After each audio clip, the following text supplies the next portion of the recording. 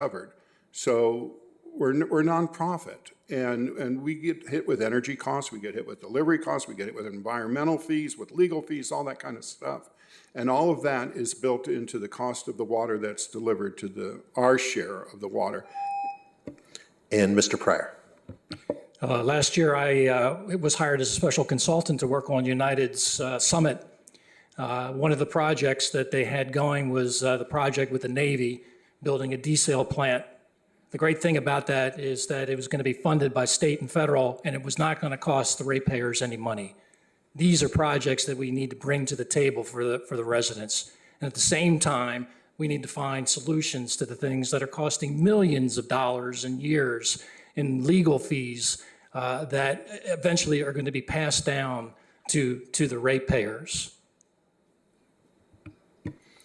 Okay, on the next question, we will start with Division 6, followed by 7, followed by 4.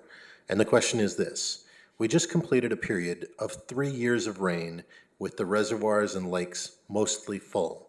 Based on climate cycles, there will be another drought in the future. What would you do to make the region more drought resistant? Starting first with Director Ford.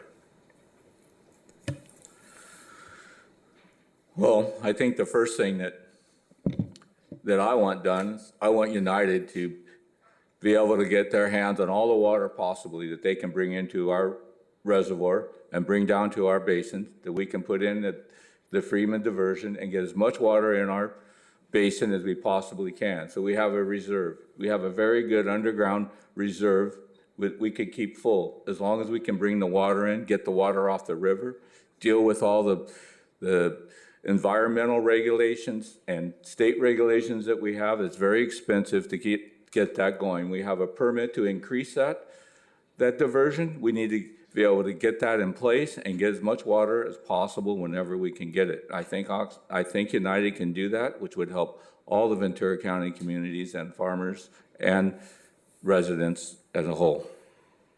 Mr. Aiken. With drought to be expected, I think the only thing we can do is plan. We can fill our reserves as much as possible as we can, and then we can prepare for just prepare for what is to come. Where we can conserve, we conserve. Where we save, we save. Thank you. Candidates for District 7, starting first with Mr. Pryor. The state believes that conservation is the big solution here, but again, it has to be a number of things coming together that are working together, and also solving the problems that do exist of the mismanagement of the water. There's enough water out there, and the problem is that we have to find ways to break through on the problems that are holding us back. Okay, and a reminder on the question, what would you do to make the region more drought resistant? Next, Director Berger. One of the things that we've been able to do as directors and with our general manager is to negotiate contracts with other water agencies to be able to buy their water and bring it in to our storage facilities.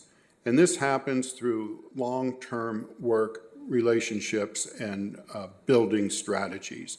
And so we have the availability to do that because some of the agencies can't take their water for whatever reason. City of Ventura, for instance, doesn't have a pipeline to even get state water, but yet they pay for it every year, the allocations for it. And so we built these agreements with these other communities, water agencies, where we're available to take their water and use it in our recharge facilities. So along with all the other suggestions you've heard, it's also important to keep our relationship strong so that we can continue to bring in outside water from Ventura County. Same question to Director Mulhart. Can you repeat the question? Sure. The question is, we just completed a period of 3 years of rain with reservoirs and lakes mostly full. Based on climate cycles, there will be another drought in the future. What would you do to make the region more drought resistant? Every one of the answers that were given have an element to the process. And in fact, that process is so complex, it takes all of those. We don't predict the weather, we're results of the weather. We do have to take more water out of the river. It's being blocked by the federal government. We're in that lawsuit right now to ease those restrictions. We need to store more water. We're in $300 million building projects to fix that. It's all about money to be able to take us to a sustainable position. The Navy project will take us to the future, but it's going to take 20 years to do that. Stability at United is important to stay on task to meet our mission. And Mr. Nash. Thank you for the question. And let's keep in mind that United has been in existence for 75 years. Imagine if they had initiated a replenishment fee for the groundwater basin from the very beginning. We wouldn't be looking at $1 trillion in unfunded capital improvement projects. And bear in mind that for the extraction barrier project, which is great for the Navy, but not so great for the residents of Oxnard, it's a $500 million liability. And as United's largest customer, we bear the brunt of having to pay for that if it gets permitted and approved, which is no sure thing. Thank you. Okay, now just to keep you on your toes, the next question will go to the incumbents, followed by a separate question for the challengers. So starting with Director Berger, the question for the incumbents is, how does your experience as a current director make you the best candidate for the position? What will you accomplish in another term that you have not been able to accomplish so far? So we have a lot of projects that are on the table right now, some very expensive projects. And what needs to be accomplished is the funding for these projects. And relationships have been built with our electeds, and not only with them, but, you know, staff does a lot of work for the electeds. And so we spent a lot of time traveling in order to get our relationships built and tell our story as to why we need money to pay for this, so the constituency doesn't have to pay for these projects. So we actually have two people that work at United right now that do nothing but apply for grant money, and that's been very, very successful. We've received millions of dollars in grant funds so far to complete these projects. So to continue building these relationships that we have, I think it's critically important for the existing directors to be able to meet with them, talk to them, and work with them. And moving on to the next question for the current director, Director Ford. Well, I've just recently appointed, but I do have plans. I do have things that I want to help do. I want to help get the EP program going, which is a project at the Navy. I think there's a lot more to that than just bringing water to the Navy. It's going to help us divert our seawater intrusion so we can get more water into our basin, into our aquifers. I know that the dam needs a lot of work that's mandated by the government. I want to help get that done. I also want to take on getting the PTP pipeline running to the capacity that us farmers can use the water that's coming off the river at more capacity than we have for the last 10 years that I've been here using it. So I have some plans and some issues that I want to deal with as I'm on the director. So yeah, that's what I'm going to bring. I have a lot of knowledge of what needs to be done. Thank you. Same question to Director Mulhart. So I think I need to clarify some of the things that my opponent, Mr. Nash, said are not true. That Navy project is not federally mandated. It is a local project that we came up with to solve this problem long term. Similar to was a local project that built the lake that started this whole process. And second of all, the fact of the matter is that the community has changed because the population has changed. There is water, but the regulatory atmosphere that we're in right now blocks a lot of things we do. So what are the priorities? We have to make inroads with the regulators. We have to figure out a way to solve the problem and not be held hostage to regulations which drive up the cost. I gave you the cost to the city of Oxnard on a per gallon per acre foot. Those costs are all the costs that United pays on behalf of you for your water. And we can continue to do that if we can get these projects built. Okay, question for the challengers. Starting first with Mr. Pryor. How does your position as a challenger make you the best candidate for the position? What would you do differently than the incumbent you are hoping to replace? There's 25,000 voters throughout Port Hueneme and Oxnard, and I feel that they live in a vacuum. I feel that they have no idea what is going on with their water. So one of the things that I would do would launch a campaign of communication with them and let them know what is going on with their water and what to expect in the next couple of years. So it's not really that difficult for me to do that, since it's part of what I've done for the last 30 years. So I think that I would look to create an effective grassroots communications plan with the people that are the voters in the community. Same question to Mr. Aiken. Well, what I hope to accomplish in this office is first off, I would like to bring United and the community together to help conserve the water. I think that relationship that missing relationship is a big part of why we are having so many issues with water conservation, because it's two sides working against each other. I think we need to come together as one, so that's my vision. And the other thing I hope to get is for us to get some really good creative ideas so that we aren't in a drought later in the future. Okay, and a repeat of the question is, how does your position as a challenger make you the best candidate for the position? What would you do differently than the incumbent you are hoping to replace? Mr. Nash. Thank you for the question. Since 2010, I have been involved in all levels of public service with the city of Oxnard and the citizen advisory groups. So I have an intimate knowledge of the processes and what the residents want. I think that, fighting federal regulations is a losing proposition. United has spent, and Oxnard has spent, millions upon millions of dollars fighting these lawsuits that I just can't foresee how United can prevail. They're fighting the federal government. So I would certainly put an end to that as rapidly as possible, and it will result in some things. Thank you. Thank you. Okay, the next question, we're going to start with District 4. So, Mr. Nash, you're up again. Division 4 is located wholly within the city limits of Oxnard.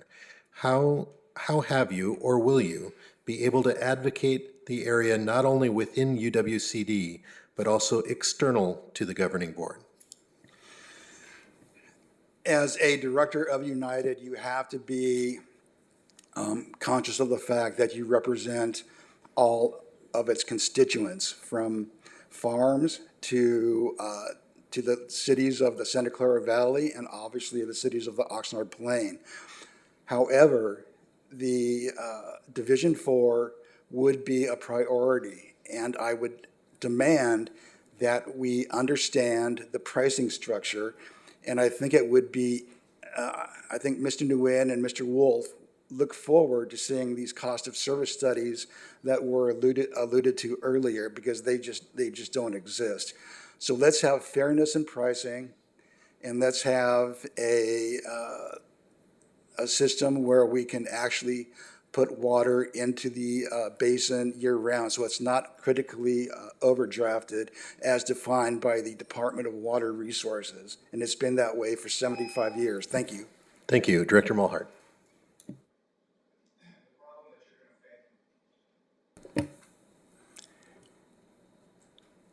United was created by the community in 1950 when we were only 20,000 people. Today, Oxnard is over 200,000 people. The community included Fillmore, Piru, Santa Paula, Ventura, Oxnard, Port Hueneme, the base, the farmers, and the businesses. The forefathers that put this agency together gave it one mission, and that mission was to put water in the ground. And it's done that exceedingly well. 1.6 trillion gallons of water equals a football field of water 850 miles high. And we do that. The problems that we're facing are the same problems they faced in the 1930s and 40s and 50s, and that is the demand exceeds the supply. We have to build projects. And it's through those projects that United is working on, and they take time, money, and expertise, and I need your vote to do that. Okay, moving to Division 6, starting with Mr. Aiken.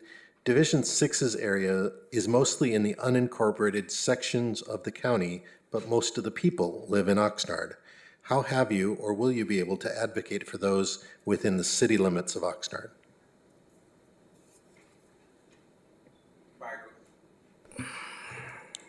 I advocate for them by going out to the community and finding out what they need in the community, finding out what their necessities are, and then taking it back to the board and finding out what we can do to help them out, and vice versa. Finding out on the board what they need from the city, help, and then taking that to them and getting us to work a relationship going so that way we can come up with good ideas together.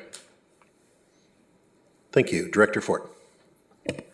Well, you know, our mission at United is to provide water for the aquifers of all Ventura County, most of Ventura County.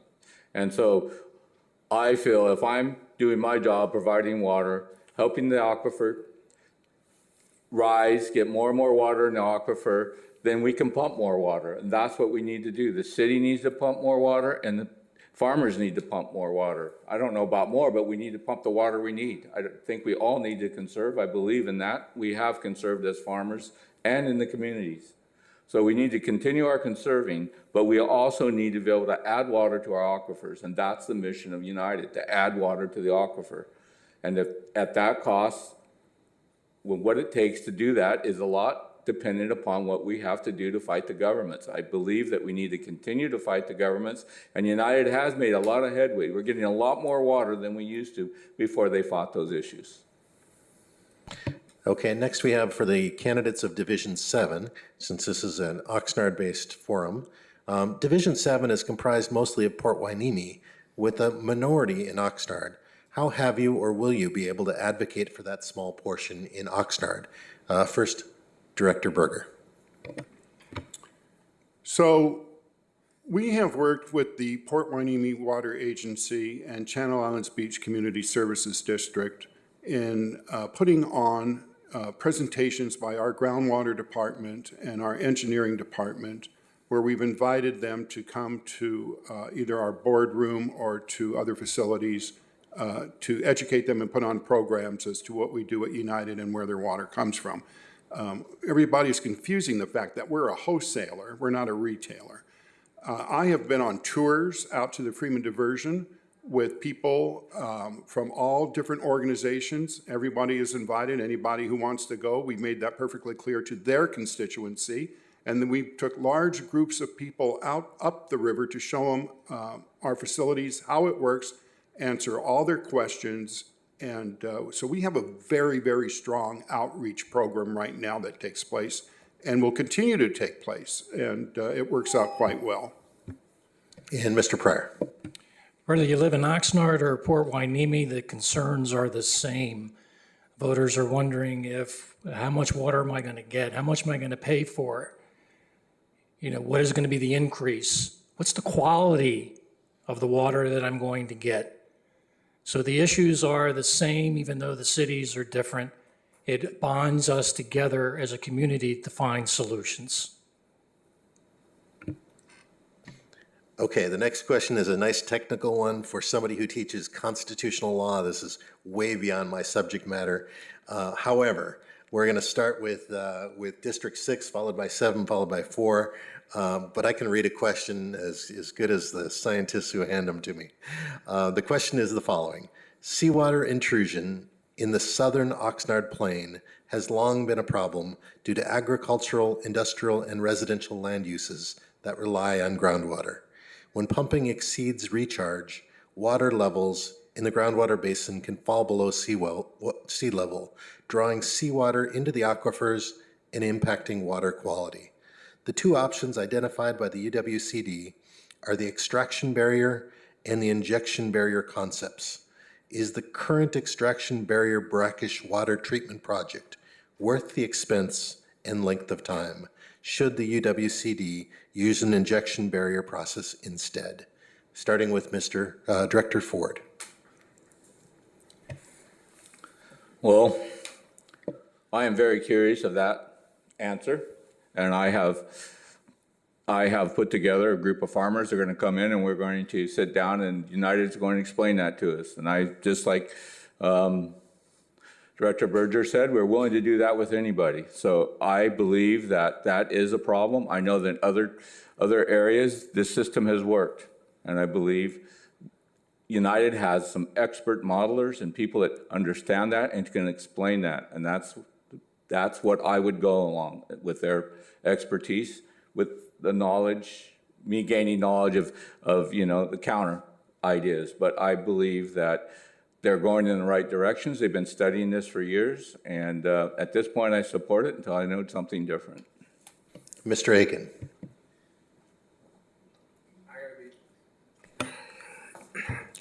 That's a topic that I am not very well up to date with.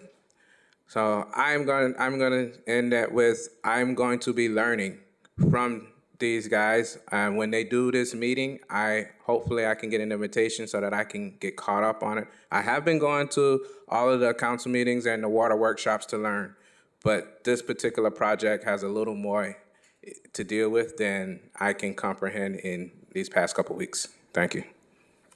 And I do promise this is the only real technical question of the bunch. So next, Mr. Pryor.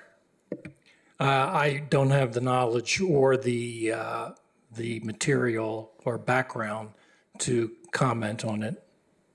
Fair enough. Mr. Berger. So along with the pumping problem out there at Magoo, the natural formations with the ocean barrier is wide open. And so that also is an issue that's bringing in a lot of the seawater intrusion.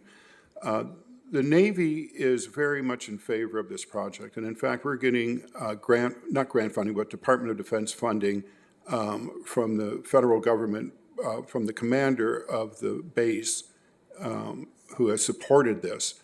In order to get a better quality water, not only out to the plain where the farmers are, but also out to Point Magoo as well, because the quality of the water there is just so poor. So there's a lot of support for this project and to fight the seawater intrusion. And, that's what we're tasked with at United Water, is to put as much clean water underground to push out the seawater as best we can. And the EB project is going to be successful in doing that. Director Mulhart. So it's a technical question. Let me give you a technical answer. You have two possibilities. You either take the limited amount of fresh water we have now and you inject it in the ground to push out the ocean, which reduces the amount of fresh water we have available. Or you work up with a trough where you blend some water that's in a brackish area near the ocean with lower quality water that's inland, and you pump that out. You take that water out that continues to pull fresh water down in, and then you process that water and deliver it back to the growers. So this issue has been looked at in many ways. We've modeled it on our staff. We have a doctor that does this modeling with a PhD from MIT, and he has modeled this in every possible scenario. Many engineers have looked at it. The trough where we extract and process and pump back. And Mr. Nash. Thank you. So the EB project is nothing like it has ever been done before. Similar things, yes, but nothing exactly like it. So if it's possible that it would induce the migration of contaminated surface water into drinking water aquifers. If that happens, then it will not be permitted, and it is largely unfunded. The extraction wells have some funding, got some grant money, but the $400 million desalter RO plant hasn't been built, hasn't been funded. That would be our financial liability, the residents of Oxnard. I would ask, why hasn't our advanced water purification facility been utilized? It seems like United has kind of bypassed the city. The AWPF has the potential for 28,000 acre-feet of new ultra-pure water. Let's explore that before we go into another direction. Next question, we will start with Director Berger. A question that was submitted is about Lake Piru. Lake Piru is a local inland aquatic recreation area in Ventura County. What can UWCD do to better protect and increase accessibility to Lake Piru? Well, as I stated to everybody earlier, we just hit record sales of over $1 million in revenue of people coming up to Lake Piru. So there's two parts to Lake Piru, and if people want to get into the back part and use the trails up in the mountains, they're allowed to do that without having to pay an entry fee. But people that, we obviously have to pay for the workers at Lake Piru, so there's a fee to come in. So as far as limiting access, we really don't limit access at all. Our fees are never raised except when we do extensive studies on, the fees to get in for camping or for boating or dry storage of the boats, whatever it might be. And there's always maintenance that needs to be done up there as well. So access is more than available. We encourage people to come up and enjoy the lake. And by the way, the lake is full right now, so you should all come up and enjoy it. Mr. Pryor, same question. It seems to me it's a hotspot for endangered species and environmentalists and the problems that are going on and trying to resolve that. So I think that that would be the first order of business, is to resolve any of the issues that of diverting so much water back into the ocean versus keeping it for human consumption. Mr. Nash, same question. United is responsible for the Lake Piru recreation area that needs to be protected, enhanced, and expanded. United also has the responsibility for protecting the habitat along the Santa Clara River riparian stream bed.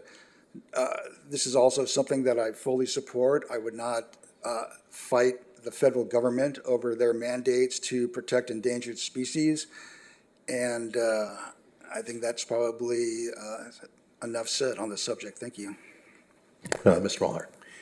Lake Piru is a byproduct of the grant that we received when we built the San Felicia Dam. We were required by the federal government to have a recreation area, and we meet that. But we have now turned it into a profit center where it pays its own way.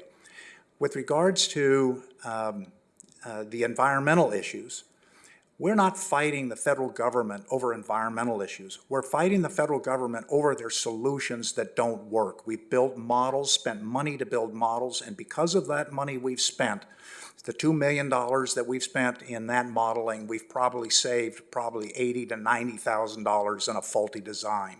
So United is well aware of the cost, but you have to invest to make sure you know what you're doing. And that's really what the argument is with the federal government. They want a design, they want it their way, they won't listen to technical answers. The question, again, this time for Mr. Aiken. Lake Piru is an inland aquatic recreation area in Ventura County. What can UWCD do to better protect and increase accessibility to Lake Piru? I'm not up to date on that subject, so I'm not able to speak on it. Director Ford. Well, as for the lake, they've been doing a lot of changes. They've got it profitable since I've been on the board. I am on that subcommittee, and we plan on doing even more to get more people out there to use the lake. I do agree with Mr. Nash that there's an endangered species there. We have to be cautious of that. Well, as I can see, there's very little space of the lake used for recreation. There's a lot of place for the natural environment. And then as regards to the, if we did everything that the federal government wanted to and the environmentalists wanted to, we wouldn't get any water off the river. It'd all go out to the ocean. And if we don't fight it, that's what they're gonna get. That's their goal. They've done that in other rivers in this state, and that's what they want from ours. They want all of our water to go to the river. And I don't want that to happen. Okay, this final question before we go to closing statements. Because we only have time for one more question, and the closing statements are going to be in the opposite order as the opening statements. For this question, we're going to go right down the line from District 7, 6 to 4. So we're going to start with Director Berger. And the question to you is this. The UWCD has several regional sustainability programs, processes, and/or methodologies. How can the UWCD better fortify regional sustainability through their current activities? Are there other initiatives more deserving of UWCD's funding and time? So, United does set its priorities for funding and to what organizations and what kind of studies that funding is going to go to. And we spend a lot of time on discussing the issues, not only in our committee meetings, but at the board level as well. We have coming up in a couple of weeks at United our annual Water Sustainability Conference. And we always present all of the new ideas and new programs that we have coming and what we've done in the past and what the organization is looking to do. And so I would encourage people to come to this water sustainability event, and they will get a complete update of everything that United has done for the past year and where we are going in the future. One good thing about United is it's very open-minded and does take all of its suggestions and research them in great detail. Same question, Mr. Pryor. Yes, I think that United has earned a reputation for being innovative in its approach to the water problems. So to stay on that course, as there's going to be a number of changes, as there always is in the water business, and find the best solutions possible for the residents. Same question for Mr. Aiken. Could you repeat Yes. the question? The question is, the UWCD has several regional sustainability programs, processes, and/or methodologies. How can the UWCD better fortify regional sustainability through their current activities? Are there other initiatives that are deserving of UWCD's funding and time? I don't know enough about United Water's policies and things that are going on within the company. So until or if I'm elected, I will not speak on that. Okay, Director Ford. Well, I have been learning that United does a lot of study to know a lot of the issues in our water problems in Ventura County. And I think that United needs to continue to do that, be open, take suggestions. I support that 100%. I want to bring ideas and suggestions of my own as I learn more and more about what is needed. And I think that United has done a great job over the years in providing the water that's needed in this community. And I think that with the integrity that this board has built, that it will continue to do so in the future. Same question to Mr. Nash. Thank you. So obviously the key words are sustainability, resiliency, and cost. I know that the residents of Division 4 are very concerned about the cost. So United has a representative on the Groundwater Management Agency, and they have produced a groundwater sustainability plan. But that entails cutbacks, large cutbacks. I am a proponent of trying to get more water into the basin because the issue of the basin being defined as being critically overdrafted still exists. And I just haven't heard anything here tonight that addresses that issue. I want to address that issue. So I ask for your vote November 5th. If you want change, I'm your candidate. Thank you. And Director Mulhart. Sustainability is in fact the word. It's just the mandate from the state. And sustainability means that we have to hit that target number that we have in our plan that is on board by year 2040. That's the timeline the state has given us. The Ebb Water program with the Navy is key to meeting that target. There is not enough natural water within this community to support the lifestyle we have. We have to import water, or we have to find ways to harness the ocean, and that EB program does that. All of these are projects that are in the mill, they take time, and we will get there. And nothing is going to happen tomorrow. And if we are able to do all of these, we will have laid the foundation for the next 30, 40, 50 years. Thank you. We will now move to the 90-second closing statements from each of the candidates. Starting first, the two candidates who are running for the Division 4 seat, Director Mulhart and Mr. Nash. Director Mulhart, you have 90 seconds. So I think it's clear this evening there is a difference in opinion on how United should operate with my opponent. My opponent believes that we should capitulate to the federal government and pay whatever they say to pay, and we know from experience over years of doing this, a lot of their ideas are fundamentally wrong. And the law is not on our side, and the law is on their side, and we have to fight those fights.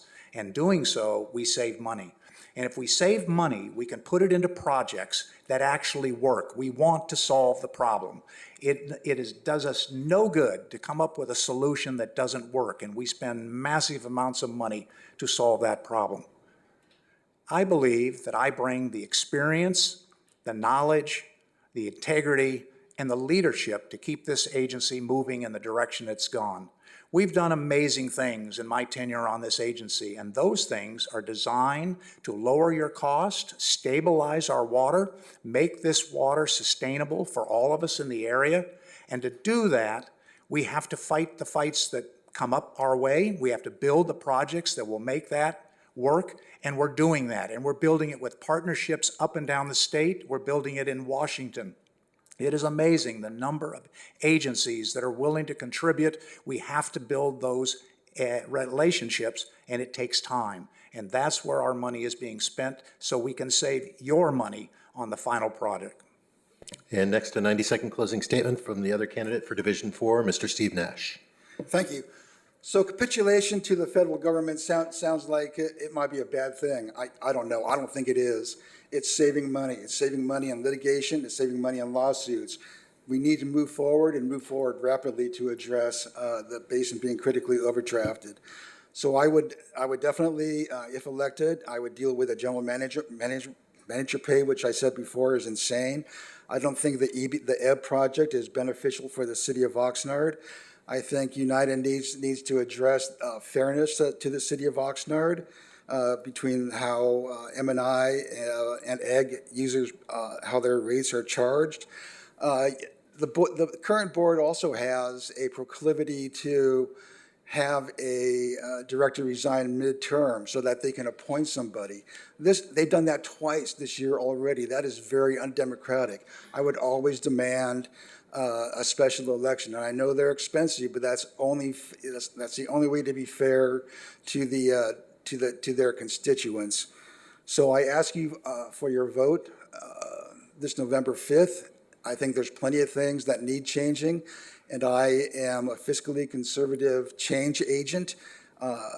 Again, I'm Steve Nash, and I thank the INCO, and I thank Mr. Ellison for giving us the opportunity to say our piece tonight. Thank you very much. Thank you. Those are the two candidates for District 4, Lynn Mulhart and Steve Nash. Moving on to the two candidates for District 6, for Division 6, Director Keith Ford and Mr. Donnie Aiken. You have 90 seconds, starting with Director Ford. Yeah, thank you guys for hosting this tonight. And, you know, the one thing I've been hearing is that they want to change on the United board. Well, I am change. I've only been here for 3 or 4 months. I am a new figure on the board. I would like to continue to do the work that I have planned in the last 3 months, continue that on. I am a God-fearing Christian, that I'm honest. I have integrity. I plan to bring that to the board. I believe that the cost of water and the quality of water is the most important thing to me. I want to make sure that I can afford the water to farm and my family can afford the water that they're using in Camarillo, Ventura, and Oxnard, where they respectively live. So I feel that, you know, water is the most important thing. The overdraft is definitely something that we have to deal with, and it's going to cost some money, but we have to do it in the most reasonable possible way that we can get by with. that United has done this for years. If one thing my son said is, Dad, if you don't fix this, what are my sons, what's Enzo and Carter going to do when they want to farm if you don't fix this water issue? So I am stuck on getting this water issues solved, and I would like to stay on the board. So come November 5th, vote for Keith Ford. Thank you. Moving to the other candidate for Division 6, Mr. Donnie Aiken. Ventura County residents, you guys said y'all wanted change. Change is here. I'm here. This can't happen without your support. I'm doing my part. I'm attending the water workshops. I'm going to the council meetings. I'm learning everything I can to represent you guys. But I can't do this without your support. We wanted a louder voice. Well, I'm trying to get us that. Right now, the board of directors is agriculture heavy. Electing me will get us one more voice so that we can be louder. And then with my voice, everyone's voice can be heard. So I'm doing my best to get here so that I can support you guys. I ask that you support me and give me your vote on November 5th. Thank you. So the two candidates for Division 6 are Keith Ford and Donnie Aiken. Moving on to Division 7. Two candidates running are Jeff Pryor and Shelley Berger. We will start with Mr. Pryor. You have 90 seconds. Vote for Jeff Pryor, District 7 for United Water. It's time for a change. It's time for a fresh perspective. Our residents deserve to know what changes are coming and how those changes are going to affect them. I look forward to working closely with them and also be a member of the board and helping resolve problems and issues that currently exist. I bring energy and enthusiasm to the position from the field of candidates. I think that my skill set and my experience sets me apart. Thank you very much for your consideration. And turning to Director Berger. Last but not least, you know, I've heard a lot of discussion tonight about United and you need change and you need this and you need that. But what I haven't heard tonight is any of the opponents that are running against the incumbents talk about a new project that they would endorse. They haven't brought anything to the table except change, change, change, Mauricio's salary, got to be upfront with Oxnard. You know, the directors of United, including our general manager, have tried to meet with the city council members of the city of Oxnard, but guess what? They don't take calls. They don't want to meet with us, even though we want to try. I heard tonight about incumbents retire so that they can be appointed new people to replace them. We could pick who those people are. But interestingly enough, Director Malhart was part of that because Gene Perello, Councilmember Bert Perello's father, did exactly that. He waited for his 2 years and then he resigned, and Director Malhart was appointed in that position. So that's courtesy of the Perello family. You know, I've been endorsed by Supervisor Kelly Long. I've been endorsed by the mayor of Camarillo. I've been endorsed by the former mayor of Oxnard, Tim Flynn. I've been endorsed by 2 members of Channel Islands Beach Community Services District, and I've been endorsed by the unions. Consistency is important, so please vote for me. Consistency is very, very important. Thank you. The two candidates for Division 7 are Jeff Pryor and Shelley Berger. I'd like to thank all of the candidates for participating in this forum and the public for watching this forum. The willingness of our candidates to serve our community and to run for public office is something that deserves recognition. This forum was a small step towards educating the public about an important but underappreciated board. Thank you to Chair Diana Velzi, Ronald Arejo, and to all the volunteers of INCO for making this possible. And I'd like to turn things over to our Chair, Diana Velzi. Thank you, Tim. We will now take a few-minute break so we can switch out the candidates. Thank you all for participating.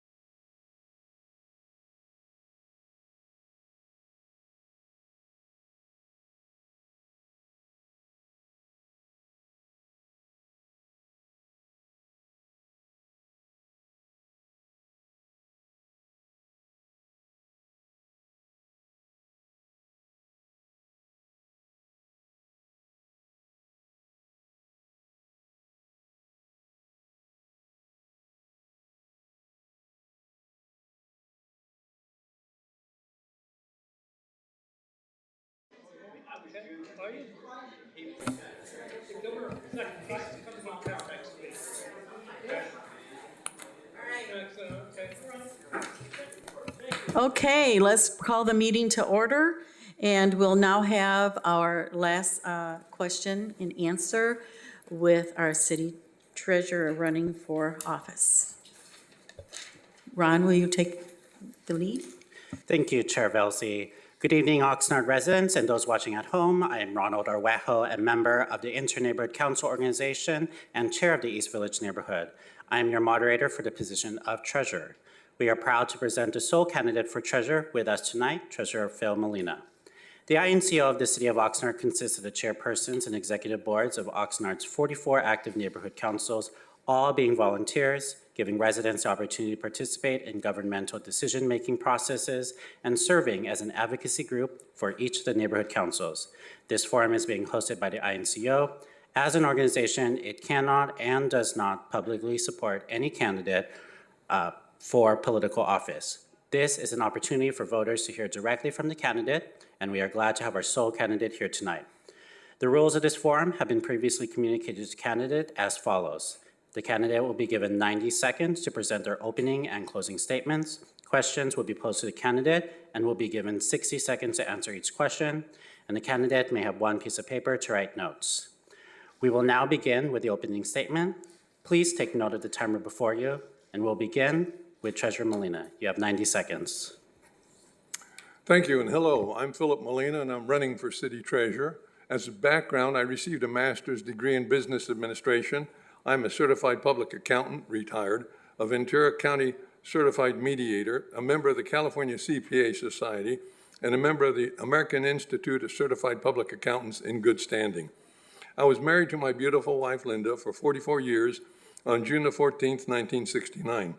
I was drafted into the U.S. Army on September 69, and I graduated from Combat Engineer Officer School as a second lieutenant and received an honorable discharge in 73.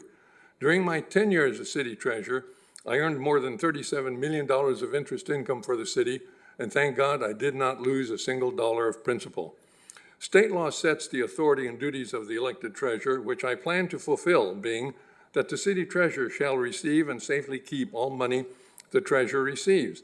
The city treasurer shall comply with all laws governing the deposit and securing public funds and the handling of trust funds in his possession. Because the city has issued bonds, the city treasurer shall use a system of accounting and auditing that adheres to generally accepted accounting principle and government accounting standards. The city treasurer shall pay out money only on warrants signed by legally designated persons, which means looking at source backgrounds and backup documents. Regularly, at least once each month, the city treasurer... Thank you, Treasurer. We'll move on to the question section of the forum. The first question, why did you decide to run for re-election for treasurer? That's a good question. During my first term, there was some disagreement between me and the city management about what an elected city treasurer is responsible for. We had to go to court for that. I spent my own money, about $240,000, to bring the city to court. And the appellate court said that the city treasurer does, in fact, have the duty and responsibilities that I just listed for you. And because of that, I want to be able to go back and do the job that you all elected me for. You elected me to be that independent person who reviews financial data, making sure that it's compliant with state law, federal law, and the appropriations of the city. And that's what I intend to do. Thank you. Your second question, what are the greatest fiscal challenges facing Oxnard now and in 5 years' time? Well, that's another good question, but it's a question that really the CFO needs to answer. But what I will say is that what we're looking at is the need to generate revenue, and we need to look at it in a way that's most efficient for the city. I would suggest that we find other ways than issuing bonds, which places debt on the property owners of the city, to accomplish things that should be accomplished with the revenue that we have. One of the concerns I have is that with the 9.2% sales tax in Oxnard compared to 7% in Thousand Oaks, Camarillo, and Ventura, people are more likely to go out of the city to buy those items and save $25, $30, or $40 when they're buying a substantial item. And we're losing that revenue. So I would consider reevaluating whether or not having that extra sales tax really helps the city. Thank you. Your third question is, as reported by the Ventura County Star last month, the city manager temporarily suspended you of your administrative duties in October 2019, with the city council formally stripping you of most power in May 2020. A recent opinion filed in the Court of Appeals, 2nd District, won you back your job duties. What are you now able to do again since you won back your duties, and why is that important? Well, that's a good point. The appellate court said that what the city executives did in Oxnard was they voided your election for the city treasurer by taking those duties and responsibilities away from the city treasurer. That, in essence, is the most undemocratic thing a democracy can do. Basically, the city manager and the city attorney said, we don't care what you say, we're going to do it our way. And because of that, I was not able to fulfill those duties that I listed in my presentation. So my intent is to get that moving so that I'm back in the seat of the elected city treasurer. I have had one meeting with the city attorney and the city manager. At this point, they still seem reticent to make any changes. And so we're still kind of at loggerheads. Thank you. The fourth question is, Oxnard is one of the few cities that still elects their treasurer. Should this position remain elected, and why? Well, I think over the last 3 or 4 years, you have your answer. When you elect a city treasurer, you want someone that's independent of the city staff to look at the invoices, to look at the payroll, to make sure that everything is copacetic, that there are source documents that support what you're trying to spend. And when you have an appointed city treasurer who reports to and is paid by the city manager, you don't have that independence that even the California Second Court of Appeals said is very necessary in a local democracy. Thank you. The fifth question, are your duties sufficient for your position? Which, if any, would you prefer to have increased or decreased authority? Why or why not? I think the duties that are identified in the government code clearly establish an elected treasurer as an independent source for reviewing cash disbursements, cash receipts, deposits, and the safekeeping of those funds. I only want to make sure that the elected city treasurer is not blocked from doing what the law says he has the authority and the responsibility to accomplish.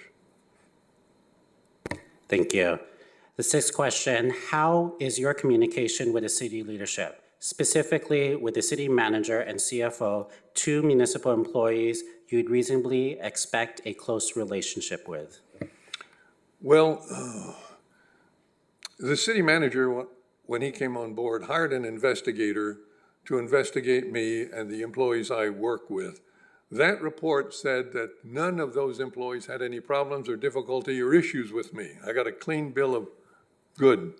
He didn't like that, so instead of doing what's proper and going to the grand jury for an independent investigation, again, he used tax dollars to hire a consulting firm to give him the answer that he wanted. Well, what's interesting, he didn't get what he wanted. None of the employees who worked for me, not a single one of them said I harassed them, I improperly touched them, or I did anything that was disrespectful of them. The one person who was concerned about making a statement was me. And I said that I made a statement because these young ladies were coming in early before 8 and leaving after 7, and they were doing it regularly, and they needed to have some time with their family. And so I suggested at one time, you know, lady. Thank you. One of the last questions. It has been already reported that when you did work for the city, that you were fired and had a settlement in regards with the city. And now that you're the elected treasurer, you have a few lawsuits or running litigation with the city. Why should the residents vote for you again, whether or not you're the sole candidate for treasurer? Well, it's interesting. The reason that I received $875,000 from the city was because Mr. Sotelo and other city staff were making special deals with special contractors, And that's been identified by the Second California Court of Appeals, so that's not me making that statement. And they identified that that action led the city to want to settle with me for $875,000. That was about 20 years ago. I showed in court that the city attorney at that time knowingly submitted altered documents as evidence, which is a violation of federal law. And when we identified that to the court, that's when the city jumped up and decided to settle. With the current lawsuit, I filed a lawsuit because the city was preventing the city treasurer, the elected city treasurer, from doing the job that he was elected to do. Thank you. And our last question for this portion, what, if any, questions should the voters be asking you in regard to your campaign for treasurer?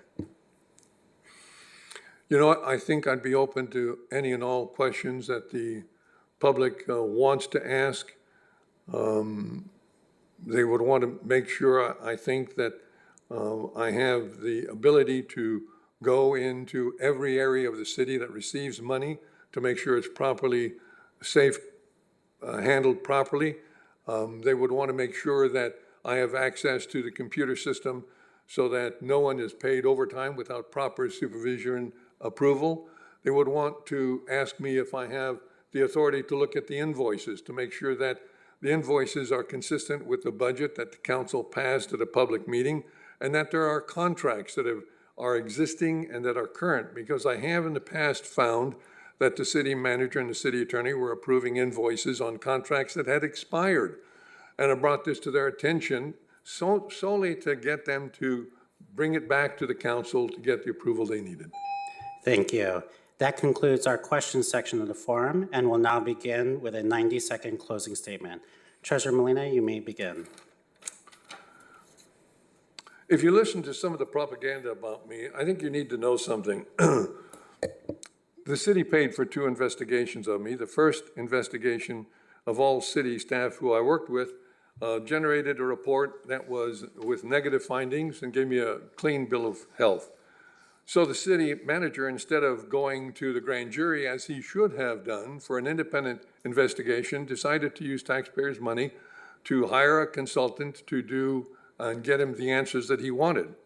Still, all of the women and men who worked with me reported that I did not harass them, I did not intimidate them, I did not improperly touch them or made any improper remarks about them.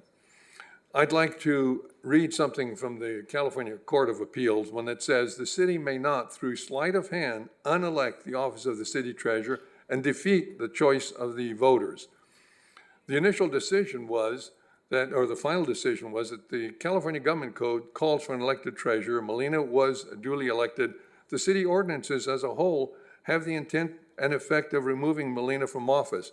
And for this reason, they rewarded me the victory. I don't know what else to say other than the fact that I wish I didn't have to do that. I have had good relationship with all the other city attorneys and the other cities I've worked with, and at state level and county level. We get together because we read the law, they explain the law to me, and it makes sense. Thank you. Thank you to Treasurer Molina for participating in this forum. It takes an enormous amount of time and energy to run for office, and we thank you for taking part in maintaining our democracy. I would also like to thank the INCO Executive Board for approving these candidate forums, Mr. Adam Smith with the City of Oxnard for forum logistics, the INCO for hosting, and the City of Oxnard for the use of their council chambers. This is the last candidates forum for tonight. There are still 2 more nights of candidates forums this Wednesday, October 2, for the positions of City Council Districts 3 and 4, and the following Wednesday on October 9 for the positions of City Council District 6 and Mayor. With the business of the INCO Candidates Forum now having been concluded, we will now transition back to Chair Diana Velzi for the rest of the meeting. Thank you. Thank you, Ronald. Thank you. Thank you very much. Okay, we will soon open the floor for public comments. Before we move on, I would like to thank you all for doing your civic duty in getting to know the candidates. Your participation today demonstrates the power of community engagement. I hope this forum has given you a valuable has given you valuable insights into the candidates' platforms and their visions for the city. As we move forward, remember that your involvement doesn't stop here. Stay engaged, ask questions, and make your voices heard in the upcoming election. Thank you. Let's give a round of applause to the candidates for sharing their perspectives and to our moderators, Tim Allison, and with special thanks to one of our own, Ronald Arroyo, who not only moderated tonight, but also did all the heavy lifting in the planning of this meeting, of this event. And to the INCO members for facilitating this event. Thank you, Adam Smith, for always being there and always giving good advice and running our meetings for us, our executive secretary. And thank you to the city of Oxnard for letting us use their facility. Thank you once again for your time and commitment to our community. And does the executive board have any comments or additions? Okay, so we'll move on to item D, public comments. Pursuant to Government Code Section 54954.3A, at a special meeting, a person may address a legislative body only on matters appearing on the agenda. The presiding officer will limit public comments to 3 minutes per speaker. Adam, do we have anybody who would like to make a comment? No one online, Chair. Is there anybody in the, no? Okay, in the audience, all right. So having no requests for public comments, let's move on to item E, adjourning the meeting. If there's no objection, I'd like to adjourn. Thank you. Have a good night. See you October 9th, or 2nd. Sorry, and 9th.